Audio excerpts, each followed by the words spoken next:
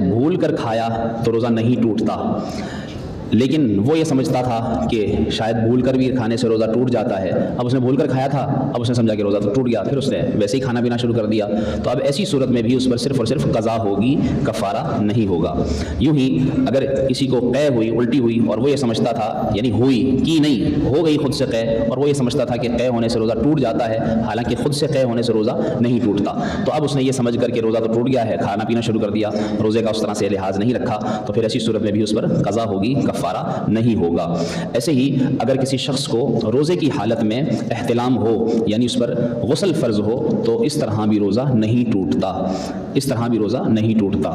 अगर इस तरह भी किसी ने यूँ समझ कर कि जी मुझ पर गुस्ल फ़र्ज़ हो गया है रोज़े की हालत में, तो अब वो समझता है कि रोज़ा टूट गया, हालांकि रोज़ा तो नहीं टूटा था, लेकिन उसने ये समझ कर कि रोज़ा टूट गया है, फिर खाता पीता रहा और वो बाकी उसने रोज़ा पूरा नहीं किया, तो ऐसी सूरत में भी उस पर सिर्फ क़ज़ा होगी, कफ़ारा नहीं होगा।